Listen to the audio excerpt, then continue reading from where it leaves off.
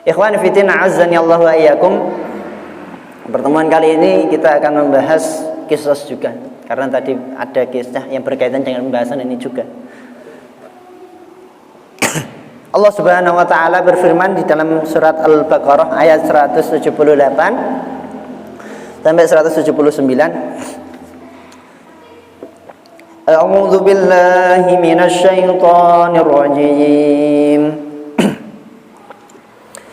Ya ayyuhalladzina amanu kutiba 'alaikumul qisasu fil qatla al-hurru bil hurri wal 'abdu bil 'abdi wal untha bil untha faman 'ufiya lahu min akhihi syai'un fattiba'un bil ma'ruf wa ada'un ilaihi bi ihsan dzalika takhfifun min rabbikum wa rahmah faman i'tada ba'da dzalika falahu 'adzabun alim walakum fil qisasi hayatun ya ulil albab walakum fil qisasi hayatun ya ulil albab la'allakum tattaqun. Sadaqallahul azim wa sadaqa rasulul karim.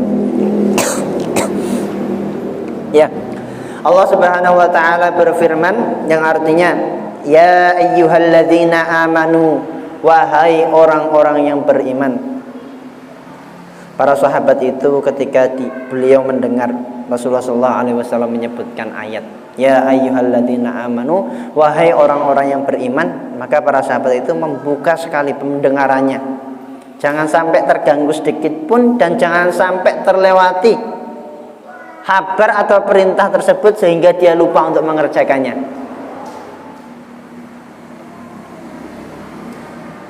Wahai orang-orang yang beriman, tentunya ini diberikan kepada kita semua.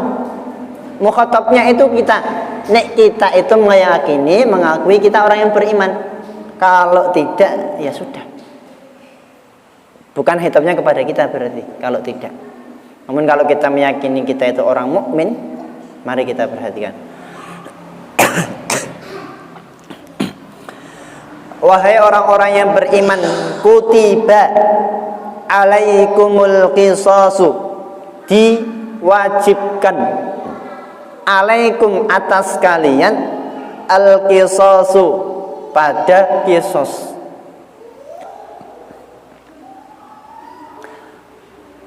Apa itu qisas? Ayyaf'ala bihi mithlu fa'alahu min qaulihim iqtassa atau uqtassa asaru fulanin idza fa'ala mithlu fi'lihi atau fa'alahu.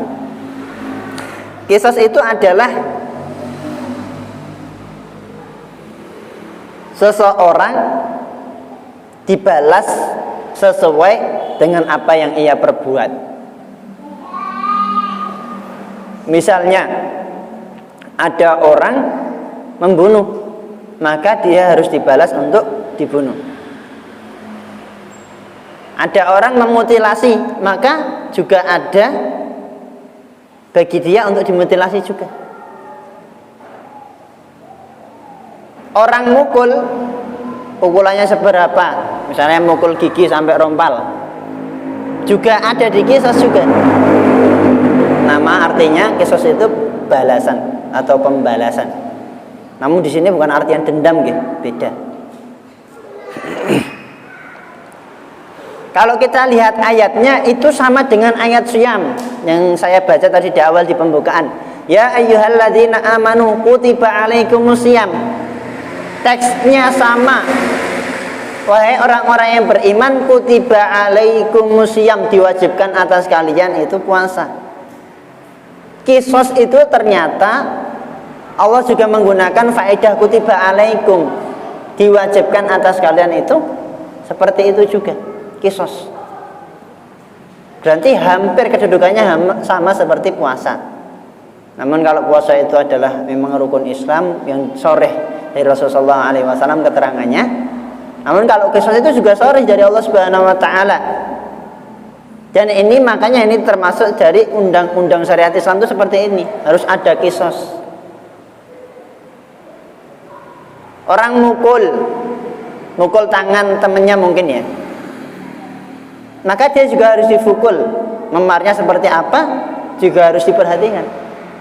Dia motong tangan temennya juga harus dipotong. Kok sampai dia menghilangkan nyawa orang muslim yang darahnya itu dijaga, maka hukumannya itu dia dibunuh dan ada tambahannya. Silakan nanti dibuka di dalam surat An-Nisa ayat ke-92.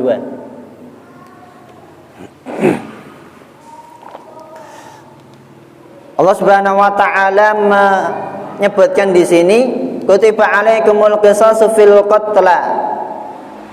Ada kisos, diwajibkan kisos bagi kalian fil qatla, di dalam pembunuhan. Ya. Bayangkan ya, sekarang itu kita melihat ya kondisi lah negeri kita. Namanya jarimah pembunuhan itu hal yang sangat dibiasakan. Bukan hal yang tabu lagi sekarang itu ya. Sangat mengerikan. Padahal satu nyawa orang yang beriman itu sangat besar ya. Sangat besar nanti akan dimintai pertanggungjawaban oleh Allah Subhanahu wa taala.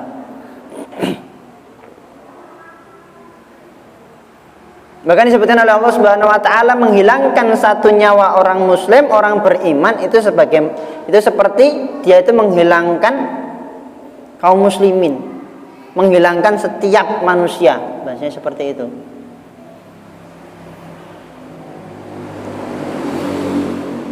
Ikhwan fillah azani Allah wa iyyakum. Kemudian kita lanjutkan di sini fil qatla, di dalam pembunuhan. Al hurru bil hurri, orang yang merdeka membunuh orang yang merdeka maka dibunuh baginya. Wal abdu bil abdi, hamba sahaya budak membunuh budak juga dihukum dibunuh. Wal unsa bil unsa, wanita membunuh wanita juga hukumannya sama, diganti dibunuh. Kemudian di sini ada hal yang cukup menarik setelah ayat di atas. Faman ufiya lahu min akhihi syai'un fattiba'un bil ma'ruf wa ada'un ilaihi bi ihsan. Faman ufiya, kalau di ayat di sini di dalam terjemahan Depaknya kita lihat,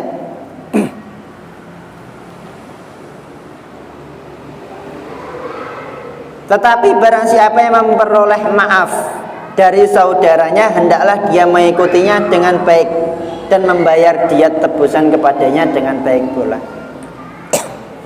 Lah ini, faman ufiya, dan siapa saja yang dimaafkan, berarti mendapatkan maaf, lahu baginya min akhihi, dari saudaranya, fattiba'un bil ma'ruf, maka ikutilah itu dengan kebaikan, wa ada'un ilaihi bi ihsan, dan berilah diat sebagai tebusan. Diatnya apa? Diatnya disebutkan al-qatl itu memerdekakan budak pertama. Di dalam surat An-Nisa disebutkan seperti itu. Kemudian yang kedua, puasa 2 bulan berturut-turut. Maka di sini Allah Subhanahu wa taala menyebutkan diat orang yang membunuh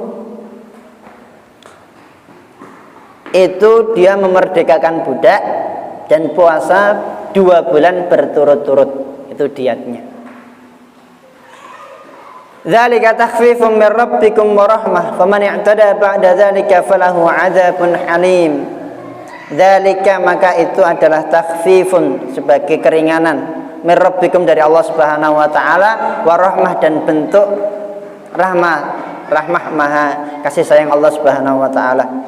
Faman i'tada, dan barang siapa yang melampaui batas, ba'da dzalika, dari batasan-batasan itu, falahu 'adzabun alim, maka baginya azab yang sangat pedih. Maka di ayat selanjutnya Allah menyebutkan walakum, dan bagi kalian, fil qisasi, dalam kisos, hayatun, ada kehidupan.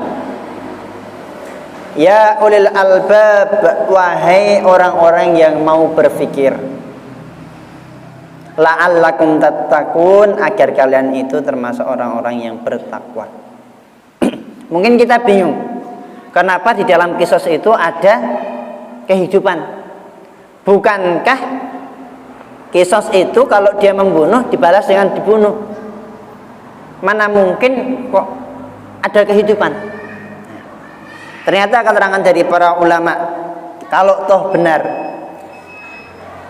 syariat Islam itu syariat dari Allah Subhanahu wa taala yang sudah ditetapkan itu ditegakkan di sebuah negeri, maka kita akan mendapati orang yang ingin melakukan pembunuhan itu berpikir lagi. Nah, dari berpikir itu kan akan terjaga jiwa-jiwa yang lain. Maka dia ingin membunuh orang itu nggak sembrono. Beda sama sekarang. Keadaan yang carut marut, aturan yang wallahu a'lam bagaimanapun itu, namanya pembunuhan itu nggak ada balasan kisos. Maka orang membunuh itu seakan-akan dia nggak ada beban, paling cuma di penjara. Pun di penjara itu dikasih makan, malah enak nggak kerja. Ya. Ini, maka Allah Subhanahu wa taala menurunkan sebuah syariat itu benar-benar Allah Maha tahu. Ya. Ada faedahnya, walakum fil qisasi hayatun. Dalam kisos, dalam aturan Allah Subhanahu wa taala ada kisos, itu hayatun, ada kehidupan yang dijaga. Ya. Ya ulil albab, kalau kita itu memang benar-benar ingin berpikir. Nah, kalau kita nggak ingin berpikirnya, Allah alam mengatakan bahwa syariat Allah itu nggak relevan sekarang, kata siapa? Maka ma'asyiral muslimin, a'azzani Allah wa iyyakum, diat tadi ya itu yang pertama ada memerdekakan budak. Terus kemudian yang selanjutnya puasa 2 bulan berturut-turut, bukan 2 hari ya, 2 bulan berturut-turut. Misalnya kalau bolong di tengah sudah 1 bulan lebih 1 hari bolong, ngulangi dari awal, ya, ngulangi dari awal. Ini sebagai tebusan, dia tidak dibunuh, diampuni atau dimaafkan oleh keluarga yang dia bunuh. Maka tebusannya tadi, yang pertama kalau ada budak, dia merdekakan, harganya berapa wallahu a'lam bishawab ya. Namun kalau dia nggak bisa memerdekakan budak, maka dia harus puasa 2 bulan berturut-turut, nggak ada yang lain. Nah, namun ada diet yang kedua, selanjutnya ini ya, ada diet 100 onta.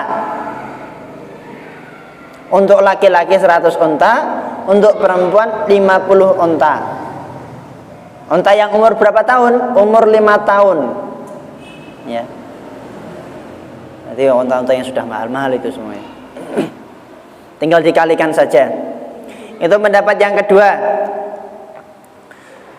Pendapat yang ketiga, diatnya itu 1000 dinar.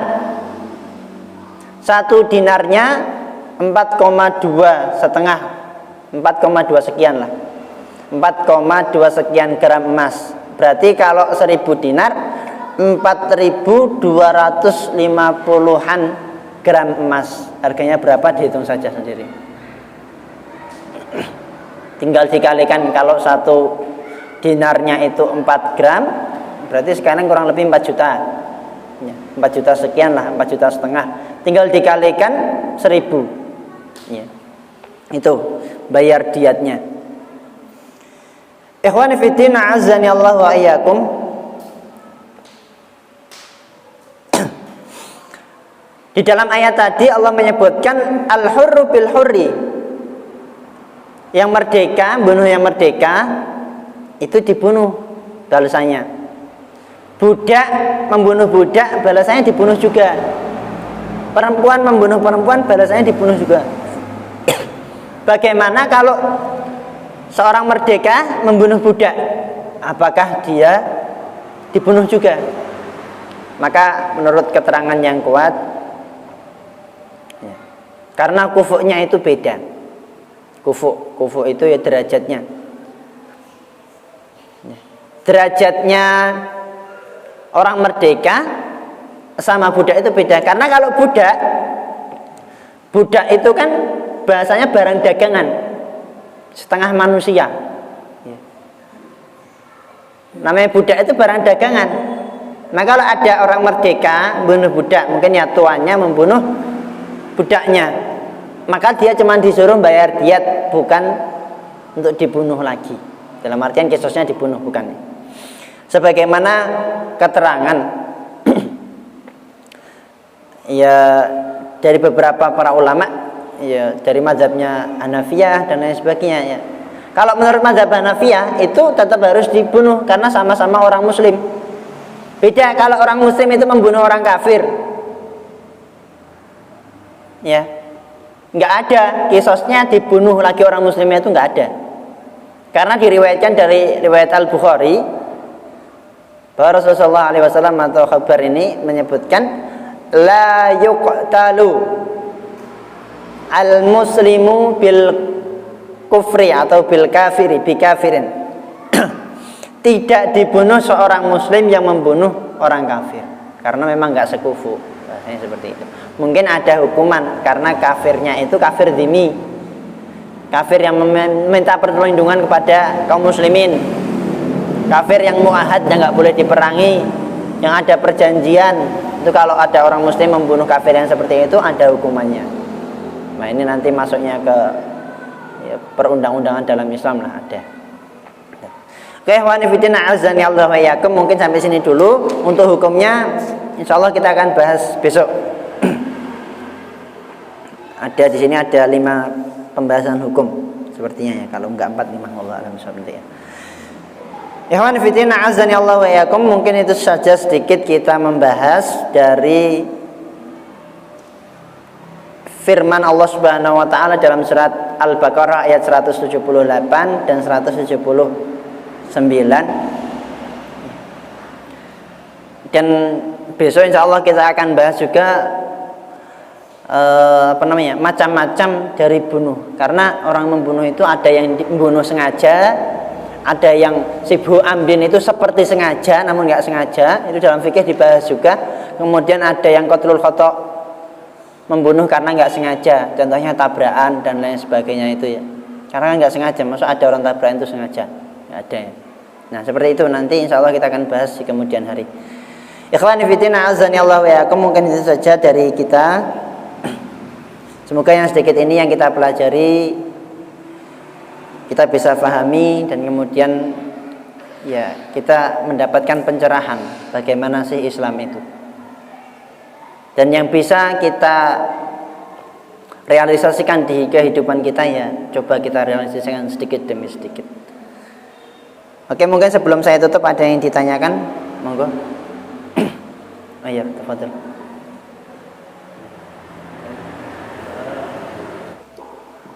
Oke. Bullying, kemudian menghina, memfitnah dan lain sebagainya itu termasuk jarimah, kejahatan. Nah, hukum kejahatan itu ada sendiri. Beda masuknya ke kisos nanti. Orang begal itu hukum jarimah nanti ada pembahasan sendiri.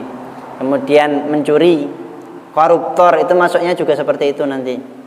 Ada jarimah, kejahatan-kejahatan. Hukumannya seperti apa? Ya itu sudah ada aturannya. Dan nanti kesepakatan dari qadhi hakim. Ya, kalau memang syariat Islam itu sudah tegak, nanti ada qadhi hakim.